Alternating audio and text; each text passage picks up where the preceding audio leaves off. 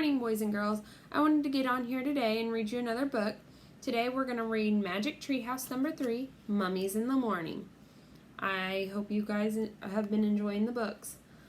Today we're going to read chapters 1 through 5. So let's get started. Chapter 1, Meow.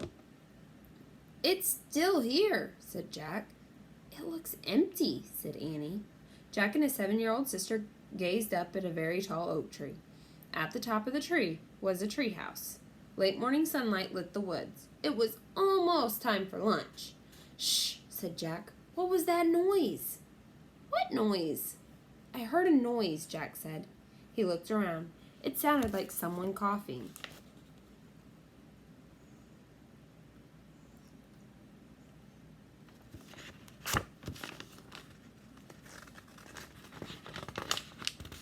"I didn't hear anything," said Annie.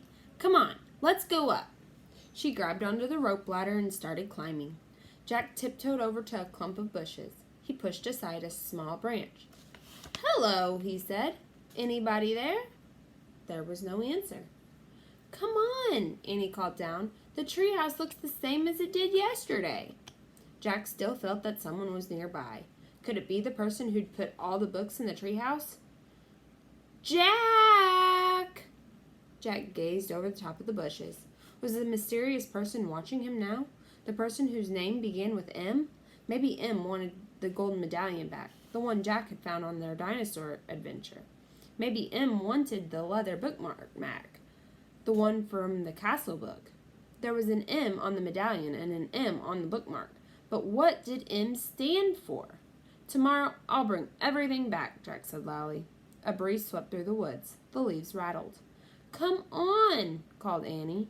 Jack went back to the big oak tree. He grabbed onto the rope ladder and climbed up. At the top, he crawled through a hole in the wooden floor. He tossed down his backpack and pushed his glasses into place. Which book is it going to be today?" said Annie. She was looking at the books scattered around the treehouse.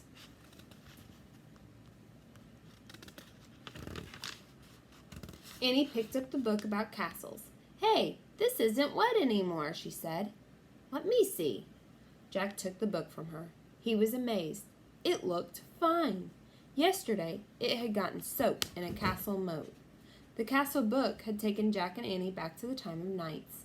Jack silently thanked the mysterious knight who had rescued them. "Watch out!" warned Annie. She waved a dinosaur book in Jack's face. "Put that away," said Jack. The day before yesterday, the dinosaur book had taken them to the time of dinosaurs. Jack silently thanked the pteranodon who had saved him from a Tyrannosaurus Rex. Annie put the dinosaur book back with the other books. Then she gasped. "Wow!" she whispered. "Look at this!" She held up a book about ancient Egypt. Jack caught his breath. He took the book from her. A green silk bookmark stuck out of it. Jack turned to the page with the bookmark. There was a picture of a pyramid.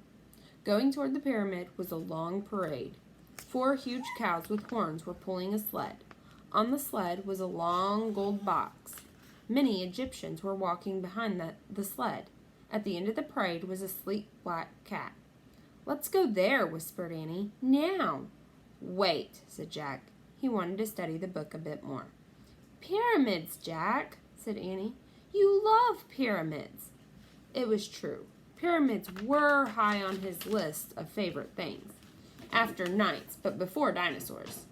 Way before dinosaurs. He didn't have to worry about being eaten by a pyramid. "Okay," he said, "but hold the Pennsylvania book in case we want to come right back here." Annie found the book with the picture of their hometown in it, Frog Creek, Pennsylvania. Then Jack pointed to a pyramid picture in the Egypt book. He cleared his throat and said, "I wish we could go to this place." "Meow." What was that? Jack looked out the treehouse window. A black cat was perched on a branch right outside the window.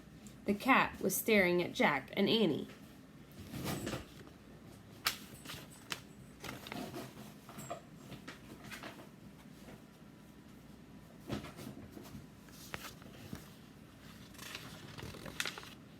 It was the strangest cat Jack had ever seen. He was very sleek and dark, with bright yellow eyes and a wide gold collar. "It's the cat in the Egypt book," whispered Annie. Just then the wind started to blow. The leaves began to shake. "Here we go!" cried Annie. The wind whistled louder. The leaves shook harder. Jack closed his eyes as the treehouse started to spin. It spun faster and faster and faster. Suddenly everything was still. Absolutely still. Not a sound. Not a whisper. Jack opened his eyes. Hot, bright sunlight nearly blinded him. Meow. Chapter 2. Oh man, mummies. Jack and Annie looked out the window. The treehouse was perched on top of a palm tree. The tree stood with other palm trees, a patch of green surrounded by a sandy desert. Meow. Jack and Annie looked down. The black cat was sitting at the base of the tree. His yellow eyes were staring up at Jack and Annie. "Hi," Annie shouted. "Shh," said Jack. "Someone might hear you." "In the middle of the desert?" said Annie. The black cat stood and began walking around the tree. "Come back," Annie called.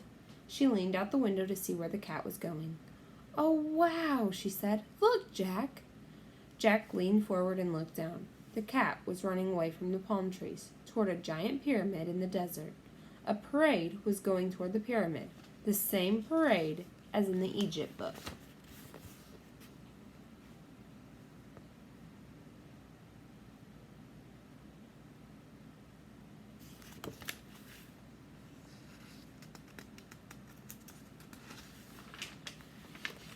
"It's the picture from the book," said Jack.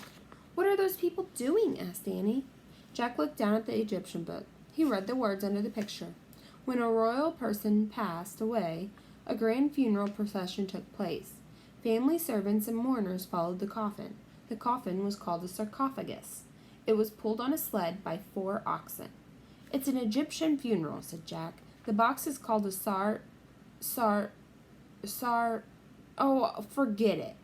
He looked at the window again. Oxen, sled, Egyptians, black cat. All were moving in a slow, dreamy way. "I'd better make some notes about this," said Jack. He reached into his backpack and pulled out his notebook. Jack always kept notes. "Wait," said Jack, and he wrote. "Coffin called sarcophagus." "We'd better hurry," said Annie, "if we want to see the mummy." She started down the rope ladder. Jack looked up from his notebook. "Mummy?" he said. "There's probably a mummy in that gold box," Annie called up. "We're in ancient Egypt, remember?" Jack loved mummies. He put down his pencil. "Goodbye, Jack," called Annie. "Wait," Jack called. "Mummies!" Annie shouted. "Oh, man," said Jack weakly. "Mummies. She sure knew how to get to him."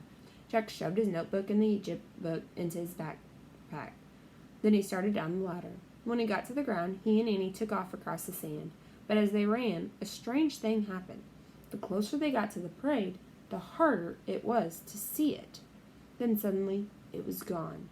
The strange parade had disappeared, vanished, but the great stone pyramid was still there, towering above them. Panting, Jack looked around. What had happened? Where were the people, the oxen, the gold box, the cat? "They're gone," said Annie. "Where did they go?" said Jack. "Maybe they were ghosts," said Annie. "Don't be silly. There's no such thing as ghosts," said Jack. "It must have been a mirage." "A what?" "Mirage. It happens in the desert all the time," said Jack. "It looks like something's there, but it just turns out to be sunlight reflecting through heat." "How could sunlight look like people, a mummy box, and a bunch of cows?" said Annie. Jack frowned. "Ghosts," she said. "No way," said Jack. "Look!" Annie pointed at the pyramid. Near the base was the sleek black cat. He was standing alone. He was staring at Jack and Annie. "He's no mirage," said Annie. The cat started to slink away. He walked along the base of the pyramid and slid around the corner. "Where is he going?" said Jack. "Let's find out," said Annie. They dashed around the corner just in time to see the cat disappear through a hole in the pyramid. Chapter 3. It's Alive. "Where did he go?" said Jack. He and Annie peeked through the hole. They saw a long hallway. Burning torches lit the walls. Dark shadows loomed. "Let's go in," said Annie. "Wait," said Jack. He pulled out the Egyptian book and turned to the section on pyramids. He read the caption aloud. Pyramids were sometimes called houses of the dead. They were nearly all solid stone, except for the burial chambers deep inside. "Wow, let's go there, to the burial chambers," said Annie. "I bet a mummy's there." Jack took a deep breath. Then he stepped out of the hot, bright sunlight into the cool, dark pyramid. The hallway was silent. Floor, ceiling, walls, everything was stone. The floor slanted up from where they stood. "We have to go further inside," said Annie. "Right," said Jack. "But stay close behind me. Don't talk, don't—" "Go! Just go!" said Annie. She gave him a little push. Jack started up the slanting floor of the hallway. Where was the cat? The hallway went on and on. "Wait," said Jack. "I want to look at the book." He opened the Egyptian book again. He held it below a torch on the wall. The book showed a picture of the inside of the pyramid. "The burial chamber is in the middle of the pyramid. See?" Jack said. He pointed to the picture. "It seems to be straight ahead." Jack tucked the book under his arm. Then they headed deeper into the pyramid. Soon the floor became flat. The air felt different, musty and stale. Jack opened the book again. "I think we're almost at the burial chamber. See the picture? The hallway slants up, then it gets flat. Then you come to the chamber. See? Look." "Eee!" A strange cry shot through the pyramid. Jack dropped the Egyptian book. Out of the shadows flew a white figure. It swooshed toward them. "A mummy! It's alive!" Annie shouted.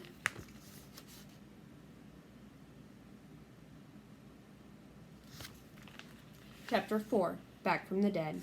Jack pulled Annie down. The white figure moved swiftly past them, then disappeared into the shadows.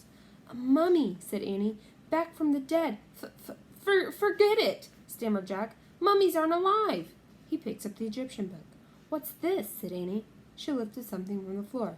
"Look, the mummy dropped this thing." It was a gold stick, about a foot long. A dog's head was carved on one end. "It looks like a scepter," said Jack. "What's that?" asked Annie. "It's a thing kings and queens carry," said Jack. "It means they have power over the people." "Come back, Mummy," Annie called. "We found your scepter. Come back. We want to help you." "Shh," said Jack. "Are you nuts?" "But the mummy." "That was no mummy," said Jack. "It was a person. A real person." "What kind of person would be inside a pyramid?" asked Annie. "I don't know," said Jack. "Maybe the book can help us." He flipped through the book. At last he found a picture of a person in a pyramid. He read, "Tomb robbers often carried off the treasure buried with mummies. False passages were sometimes built to stop the robbers." Jack closed the book. "No live mummy," he said. "Just a tomb robber." "Yikes! A tomb robber," said Annie. "Yeah, a robber who steals stuff from tombs." "But what if the robber comes back?" said Annie. "We'd better leave." "Right," said Jack. "But first, I want to write something down." He put the Egyptian book into his pack. He pulled out his notebook and pencil. He started writing in his notebook. "Tomb robber." "Jack," said Annie. "Just a second," said Jack. He kept writing. "Tomb robber tried to steal." "Jack." "Look," said Annie. Jack felt a whoosh of cold air. He looked up. A wave of terror went through him. Another figure was moving slowly toward them. It wasn't a tomb robber. No, it was a lady, a beautiful Egyptian lady. She wore flowers in her black hair. Her long white dress had many tiny pleats. Her gold jewelry glittered. "Here, Jack," Annie whispered. "Give her this." She handed him the gold scepter. The lady stopped in front of them. Jack held out the scepter. His hand was trembling. He gasped. The scepter passed right through the lady's hand. She was made of air.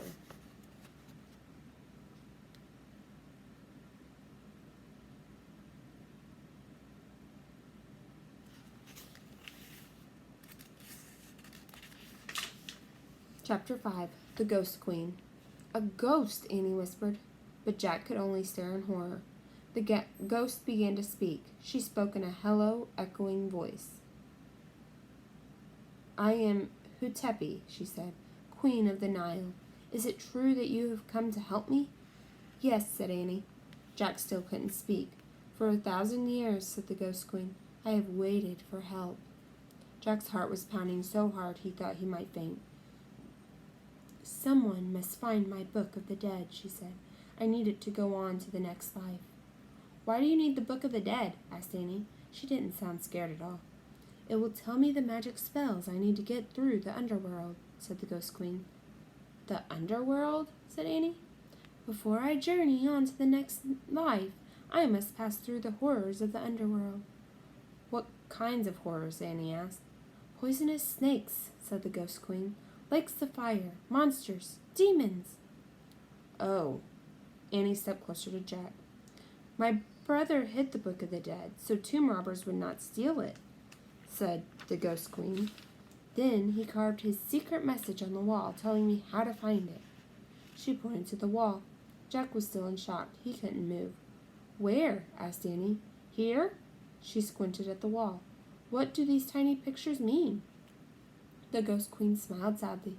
Alas, my brother forgot my strange problem. I cannot see clearly that which is closed to my eyes. I have not been able to read his message for 1,000 years. Oh, that's not a strange problem, said Annie. Jack can't see anything either. That's why he wears glasses.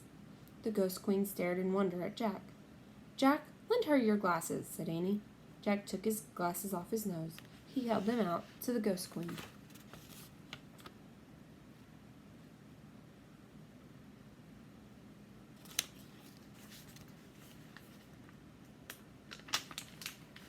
She backed away from him. I fear I cannot wear your glasses, Jack, she said. I am made of air. Oh, I forgot, said Annie. But perhaps you will describe the hieroglyphs on these walls, said the Ghost Queen. Who? Said Annie. Hieroglyphs, said Jack, finally finding his voice, is the ancient Egypt way of writing. It's like writing with pictures. The Ghost Queen smiled at him. Thank you, Jack, she said. Jack smiled back at her. He put his glasses on, and he stepped toward the wall and took a good long look. Oh, man, he whispered. And that's where we're going to stop today. I hope you guys will join me later to read chapters 6 through 10. Bye, guys.